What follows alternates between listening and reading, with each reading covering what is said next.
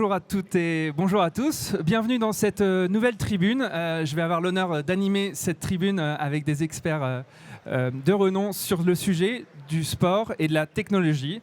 Je m'appelle Pierre Moreau, je suis fondateur d'un podcast qui s'appelle Dream Team.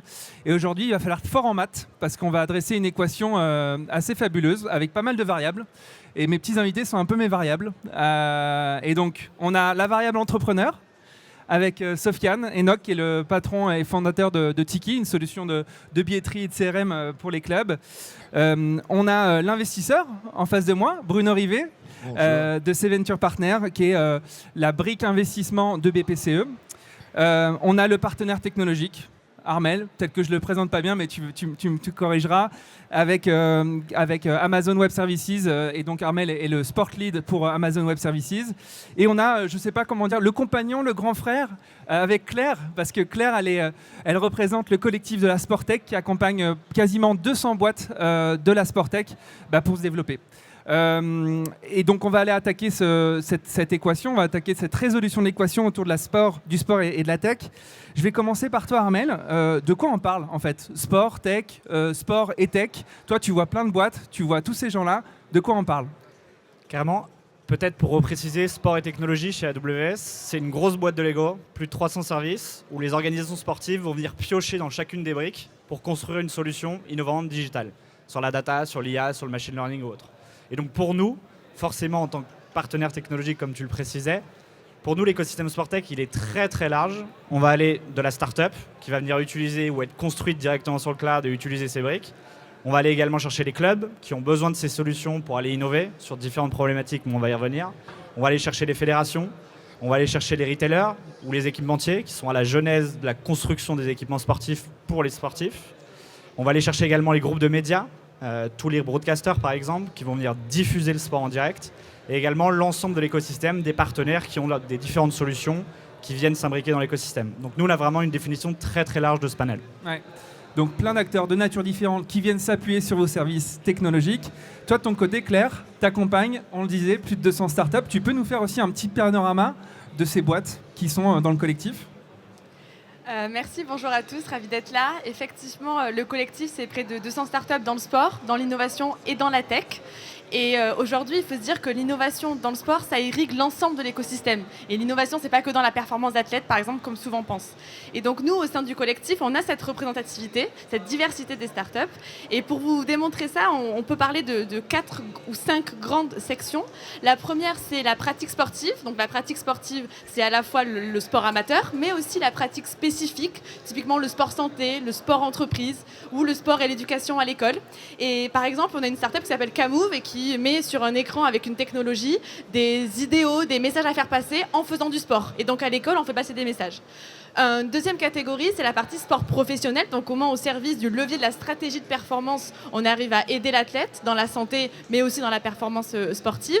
Et par exemple, on a une startup qui s'appelle Neurathletics dans notre collectif qui a créé un casque qui permet d'entraîner vos neurones. Est-ce que quelqu'un a déjà entraîné ses neurones? En tout cas, peut-être dans la partie mathématique ou dans un autre, mais pas dans le sport. Et aujourd'hui, c'est une solution qui a été créée par le CNRS et qui est maintenant devenue une startup. Une troisième catégorie, c'est toute la partie fan experience, fan engagement, les spectateurs dans les stades. Et là, on peut avoir une diversité de startups, mais un exemple qui peut être concret, c'est Immersive, qui a créé une solution qui vous permet d'être acteur pendant que vous regardez votre match dans le stade. Et vous avez vos informations sur chacun des athlètes, la vitesse, le nombre de buts réussis, le nombre de freins, etc. Ça, c'est une solution qui permet d'exemplariser ce type de secteur. Ensuite, on a un secteur qui est typiquement sur les grands événements sportifs. Et donc là, il faut avoir en tête que l'innovation n'est pas dans le sport lui-même, car c'est la fédération internationale qui innove sur le sport. Nous, on est sur tout autour de l'écosystème du grand événement. Donc dans la logistique, dans la billetterie, dans les infrastructures, dans tout ce type de solutions-là.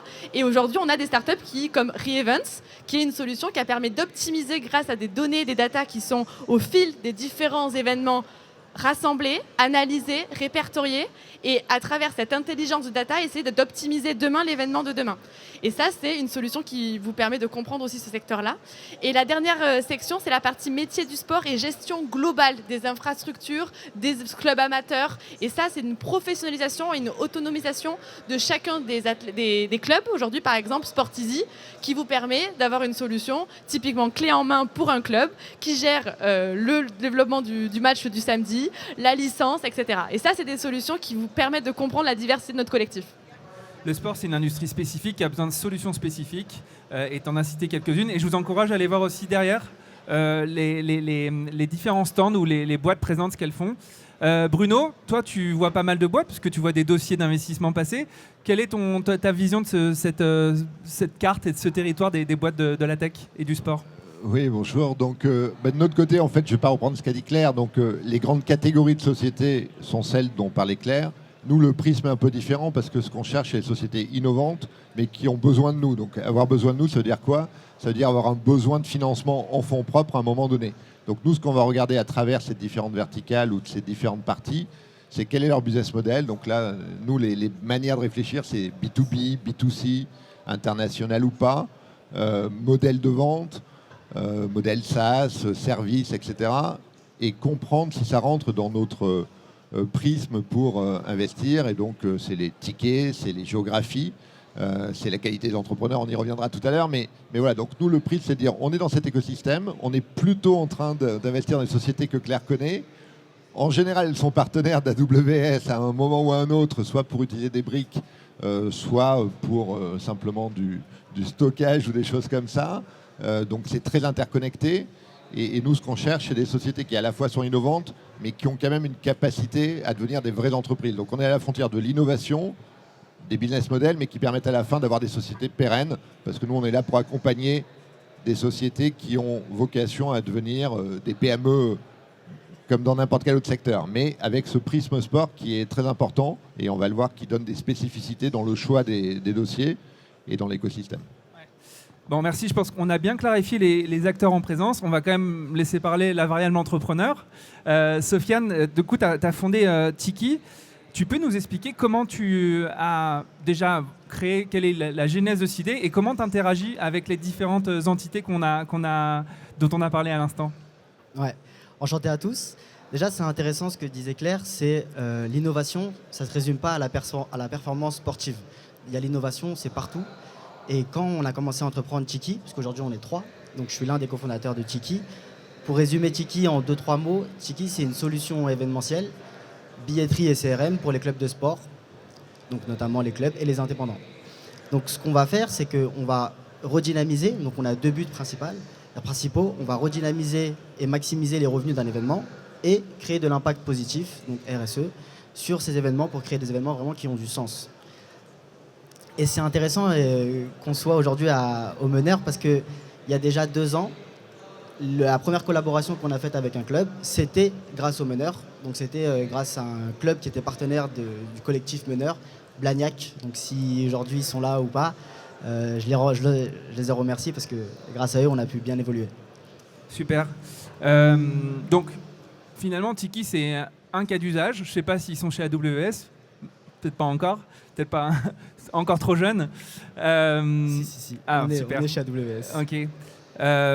Toi, Armel, tu vois plein de boîtes, plein de cas d'usage. Tu as cité un petit peu les différents acteurs. Tu pourrais nous citer peut-être côté média, côté club, le use case, le cas d'usage parfait de collaboration entre un club, un média et AWS?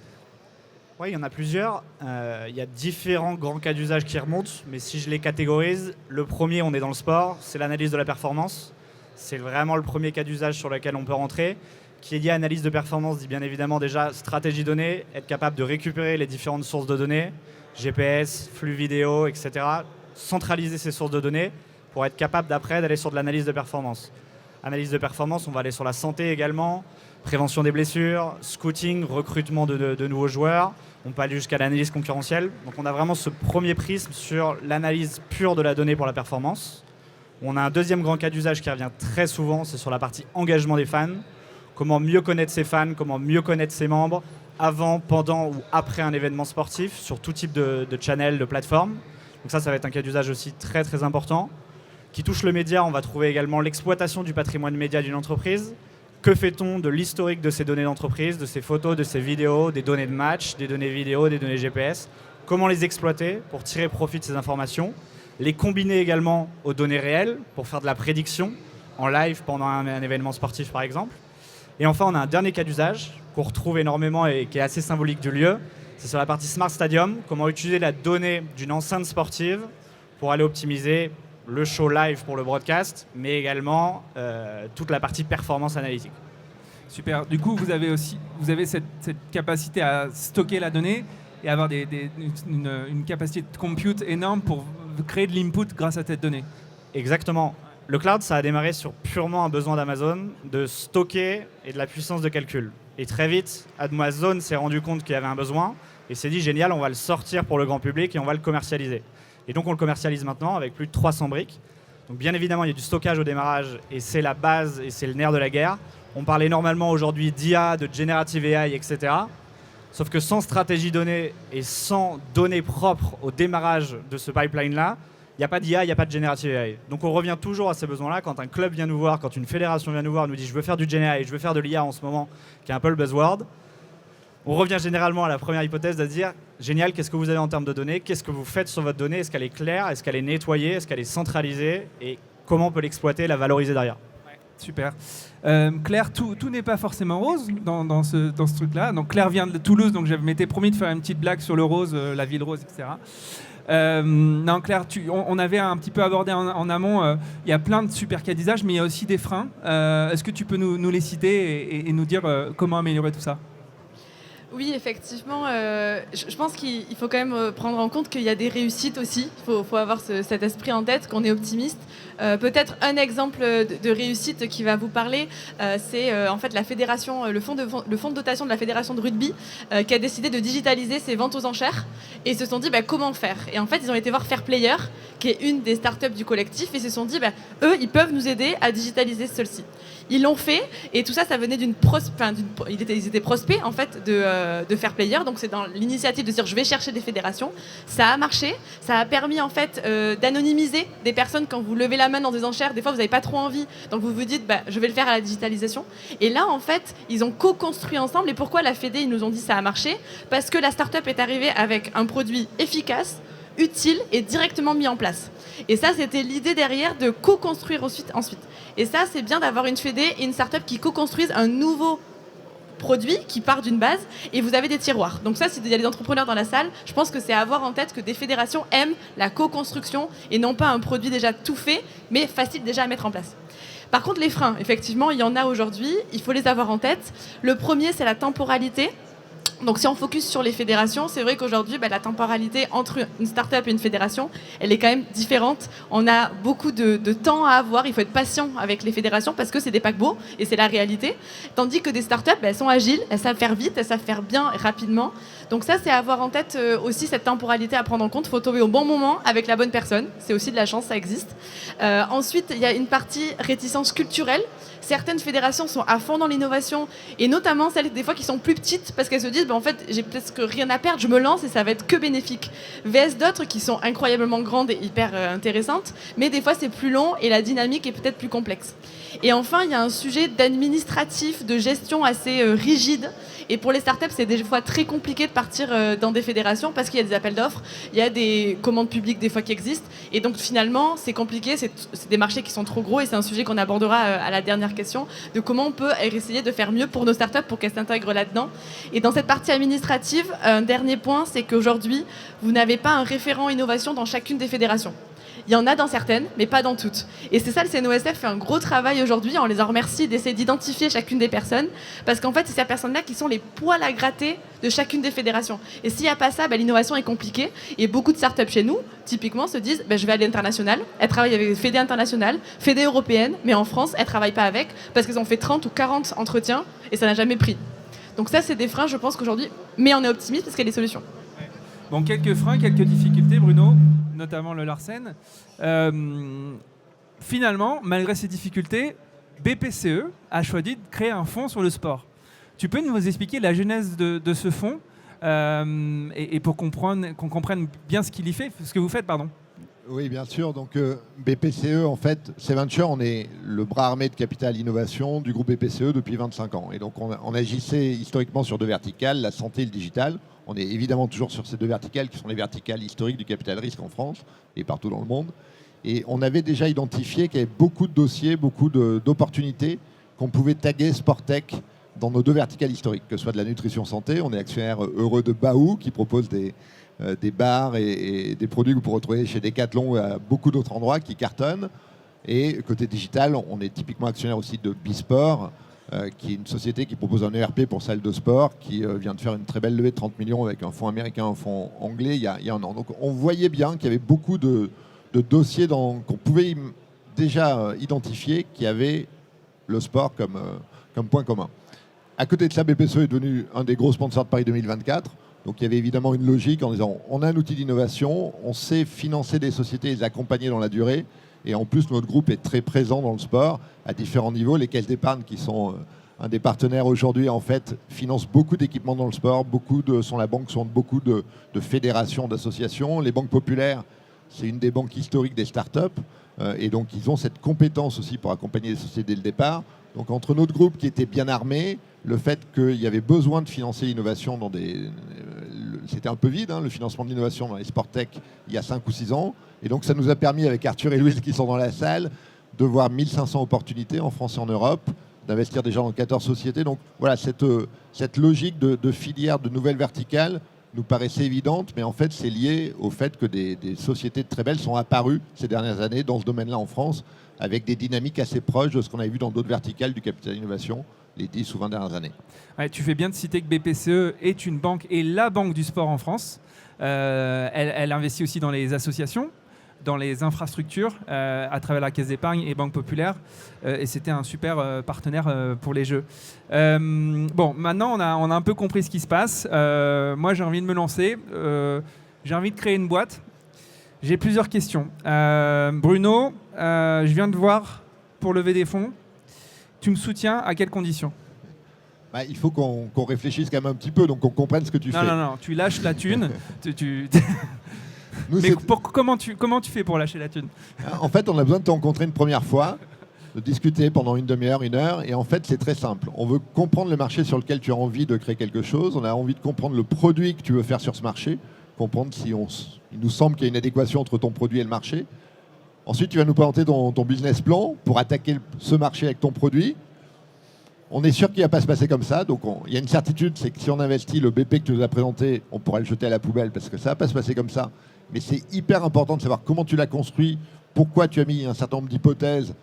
Et nous, avec les milliers de sociétés qu'on a vues, on peut identifier probablement si tes hypothèses, elles nous paraissent crédibles ou pas, même si on sait que ça ne sera pas exactement ça qui va se passer. Et la dernière chose, on va essayer de qualifier l'équipe. Donc autant les 3 premiers points, c'est relativement cartésien ou assez pas simple. En tout cas, on peut avoir des grilles d'analyse. Le dernier point, est-ce que c'est la bonne équipe pour faire ça ? On peut avoir un sentiment, mais honnêtement, c'est très dur à qualifier. Donc là aussi, c'est le réseau, essayer de comprendre qui a travaillé avec toi avant. Est-ce que tu connais bien ton écosystème ? Un des points hyper importants pour les startups, c'est venez pas nous voir sans connaître vos concurrents. Si nous, on connaît mieux vos concurrents que vous, en France et à l'international, ça nous fait très peur. Et donc là, on risque de ne pas intervenir. Je ne sais pas si j'ai répondu à ta question. Ouais, je n'ai toujours pas mon chèque, mais c'est pas grave. Mais ce que tu dis là aussi, c'est que le monde du sport, c'est un monde très particulier, c'est une industrie très particulière avec des codes, une culture qui est vraiment singulière. Et il faut en effet peut-être un peu avoir éprouvé 2-3 choses avant de se lancer et d'aller voir ces ventures. Toi, Armel, tu vois plein de boîtes. Pareil, j'ai envie de me lancer. Sur quoi tu me conseilles de me lancer ? Moi, forcément, ça serait des boîtes qui reposent sur un produit technologique assez fort. Beaucoup de boîtes en ce moment sur la partie computer vision, sur capter en temps réel des données et être capable d'automatiser le traitement de ces performances. Ça, j'adore et on est assez friand côté AWS. Côté engagement fan, sinon, j'essaierai de creuser un petit peu. Les nouvelles générations, Gen Z, Gen A, etc., elles ont des nouveaux codes, elles ont besoin de nouvelles choses, elles sont réceptives à d'autres choses. Aujourd'hui, ces générations-là, elles regardent peu un sport complet à la télévision ou un match complet par exemple à la télévision. Donc il y a des nouveaux codes et il y a des nouvelles innovations à aller chercher là-dessus. Et sinon aussi côté athlète, on en parle peut-être un petit peu moins sur la partie sport et technologie. Mais aujourd'hui quand on traite la data de ces organisations-là, in fine ça reste la donnée des athlètes. Et donc accompagner les athlètes dans l'utilisation de ces données ou en tout cas leur redonner le pouvoir de ces données ou en tout cas la souveraineté de ces données. Je pense qu'il y a aussi de très belles startups qui vont voir le jour là-dedans. On voit Kevin De Bruyne notamment dans son dernier contrat avec City il y a quelques années qui avait négocié son salaire grâce à la donnée avec des data scientists sur l'impact qu'il avait dans l'équipe et le pourcentage d'implication qu'il avait dans l'équipe en reprenant les historiques de ses saisons. Donc je pense qu'il y a beaucoup d'évangélisation aussi à faire là-dessus, à la fois chez les clubs, mais aussi pour accompagner les sportifs eux-mêmes. Pour les non-footeux, Kevin De Bruyne, c'est milieu de terrain belge qui joue à Manchester City, qui vient de recruter un super milieu de terrain, Ryan Cherky. Ils ont bien de la chance. Et une très belle Bruno. société dans la computer vision, c'est Skill Corner, que tu connais peut-être, dont on est actionnaire heureux et qui fait exactement ce que tu dis. Une boîte française. Et 100%, Skill Corner pour nous est une pépite construite entièrement sur AWS, des algorithmes de computer vision et d'IA qui sont construits sur AWS. Ils ont 80% du marché aussi européen aujourd'hui dans le football. Ils s'attaquent aux US, ils ont signé beaucoup de clubs de NBA déjà. Et c'est une grande pépite française dont on peut être fier. Ouais. Claire, toi, tu en as vu plein des boîtes parce que tu étais chargé de l'innovation à Paris 2024 avec Omar. Donc, vous avez réussi à intégrer des boîtes tech dans l'écosystème Paris 2024. Moi, si j'ai envie de bosser sur Cortina ou sur Alp 2030 ou sur LA 2028, tu me conseilles d'aller où? Et est-ce que tu peux aussi nous parler des boîtes que tu as intégrées sur Paris 2024?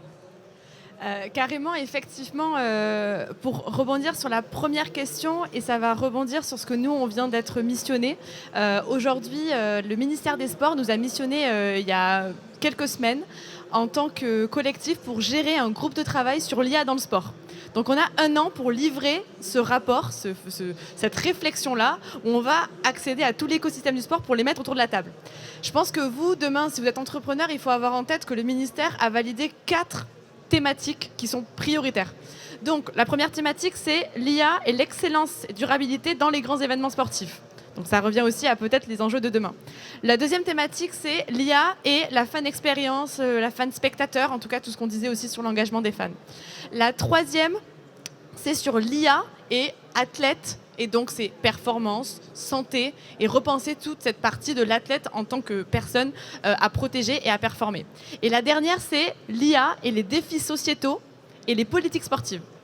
Donc tous ces grands thématiques, aujourd'hui, on va les travailler pendant 1 an avec des acteurs autour qui vont venir sur les groupes de travail pour voir qu'est-ce qu'on donne comme feuille de route, notamment au gouvernement. Donc pour répondre à ta question, je pense que dans un premier temps, si jamais il y a des solutions qui existent dans ces 4 secteurs-là, vous êtes au bon endroit. En tout cas, vous allez vers la bonne direction. Maintenant, au sein du collectif, peut-être qu'il y a des exemples à donner sur l'IA qu'on utilise très rapidement. On sait que l'IA, c'est différentes techniques aussi, mais si on prend le machine learning, on a un Vecta qui utilise la donnée justement, qui va travailler sur cette partie en amont pour demain prédire comment, dans du cyclisme par exemple, avec l'équipe féminine de FDJ Suez qui vient de travailler avec Vecta, permet justement de travailler sur des données pour réfléchir à demain. Donc là, on est dans la performance et dans la prédiction. On a de motion capture, par exemple, avec Dancer, que vous trouverez juste derrière, qui vous permet, quand vous dansez, vous avez un cours de danse le lundi, vous allez prendre Dancer le mardi, vous allez vous entraîner dans votre chambre et il va vous adapter le mouvement en vous disant là, vous vous trompez, là, c'est mieux. Donc là, on est vraiment sur une question de ludique et d'amateurisme, mais qui est très utile pour les danseurs de demain. Et un autre exemple, c'est Gen AI. Donc quand vous utilisez ça, vous avez la possibilité, comme avec Sport Science AI, qui est une solution qui est un chat GPT du sport, où vous avez des thèses, des théories qui existent sur le terrain. Vous allez dans cette plateforme-là et vous demandez quelles sont les thèses qui existent aujourd'hui depuis X années. Et là, ça vous enrichit plutôt que de passer 10 ans sur Internet à chercher des informations. Donc ça, c'est des exemples au sein du collectif que nous, on a qui utilisent l'IA, et je pense que demain, c'est un sujet qu'il faut prendre en compte. Et pour parler de la partie P24, ou en tout cas le futur, je pense qu'un qui m'a vraiment bluffé, c'est l'innovation dans l'accessibilité. Et en fait, l'accessibilité, grâce aux technologies, c'est, je pense, l'avenir de demain.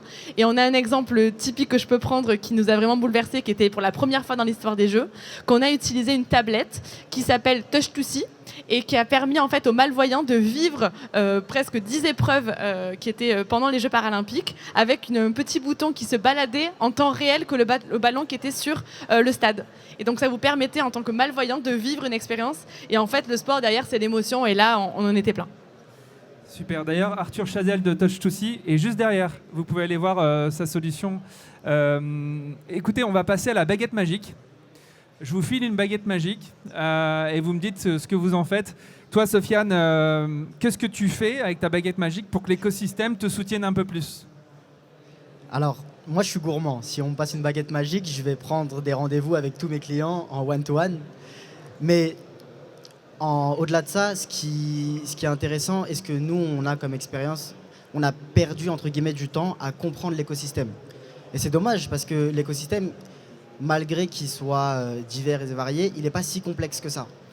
Et on aurait bien aimé avoir, je sais pas, une plateforme, peut-être un chat GPT du sport ou que sais-je, quelque chose qui nous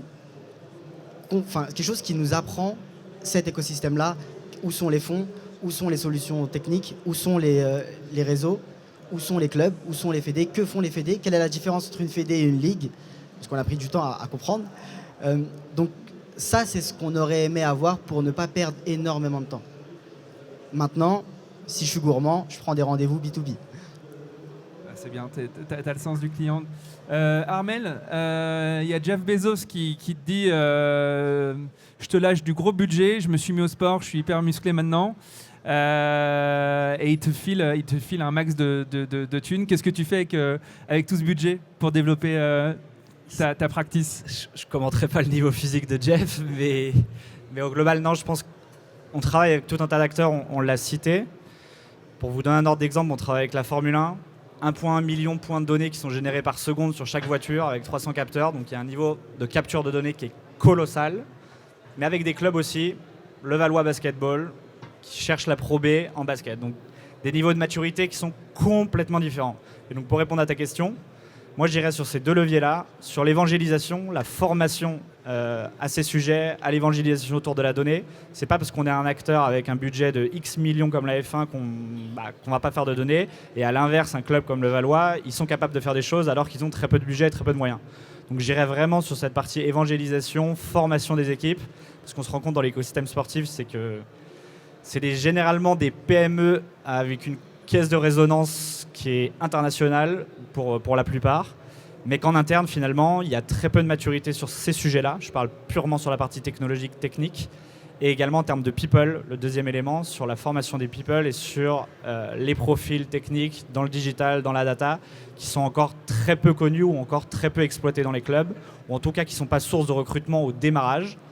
Certaines fédés sont des contre-exemples. Le staff de Fabien Galtier dans la fédé de rugby, il y a un tiers du staff qui est dédié à la data scientist, sport scientist, etc. Mais c'est une exception et il y a quand même un gros enjeu en termes de maturité et en termes de people dans l'économie et pour le sport, selon nous. Bruno, ta baguette magique, qu'est-ce que tu fais avec? Alors moi, je suis assez vieux pour avoir rêvé avec la Dream Team américaine à Barcelone. Donc, 92, Michael Jordan, etc. Exactement. Et donc, en fait, c'est créer des Dream Team dans les sociétés. Donc, des sociétés comme celles qu'on veut accompagner, qui auraient déjà la bonne personne au commercial, la bonne personne à la tech, un visionnaire. Et là, je pense que quand on a des équipes qui sont des Dream Team, et le sport est un endroit où on peut récupérer des personnes de grande qualité parce que c'est enthousiasmant, il y a beaucoup de valeurs positives derrière. Donc plus de sociétés avec des Dream Team. Et là, on va pouvoir faire comme l'équipe américaine à Barcelone. Ouais, tu fais bien de souligner, les fonds aiment bien quand il y a des co-founders qui cochent un peu les cases commerciales, tech, finance, etc. Claire, ta baguette magique, qu'est-ce que tu fais avec? Et on conclura sur ça. Alors en fait, moi je pense qu'il y a 2 points. Le premier point, c'est qu'aujourd'hui on est un collectif de beaucoup de startups qui ont besoin de... C'est du business en fait, on cherche de comprendre des clients, de travailler sur ça.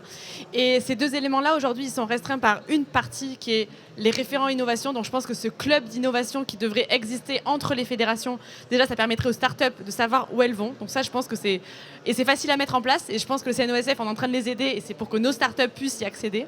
Mais le deuxième point qu'on essaye vraiment de pousser et que ça marche, c'est aujourd'hui, notamment avec la casquette d'avant des jeux, on s'est rendu compte que les startups avaient du mal à intégrer des réponses aux appels d'offres. Et en fait, elles sont toutes seules, elles sont seules et petites. Et là, l'idée, c'est de s'associer avec des grands groupes pour répondre aux appels d'offres. Mais pour inciter les grands groupes à répondre aux appels d'offres, il faut qu'ils soient aussi contraints dans un cahier des charges qui soit écrit. Donc nous, ce qu'on s'est dit, c'est essayons d'écrire le cahier des charges en amont qui soit sorti, en intégrant le critère innovation qui est spécifique à la thématique de l'AO. Et ensuite, ça nous permettra, en tant que AO qui sort, une grande entreprise qui pourra... Un appel d'offres, un appel d'offres. Ça permettra en fait aux entreprises qui vont y répondre, des grands groupes qui vont dire mais moi, il faut que je réponde aussi à cette ligne du cahier des charges. Donc, je vais chercher dans le foyer et le panel de start-up et scale-up qui existent en France, comment y répondre. Et ça, c'est un enjeu, je pense que c'est une baguette magique, si je pourrais l'avoir, c'est que tous les grands événements puissent avoir ça comme dynamique en amont, 2-3 ans avant, et travailler ensemble pour que des innovations prennent vie dans les grands événements.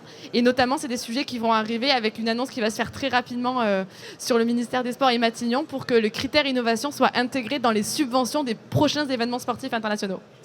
Fabuleux, merci beaucoup. C'était sympa. Ça vous a plu? C'est à toi. Cool. Merci à vous. On se voit à la prochaine beaucoup. tribune.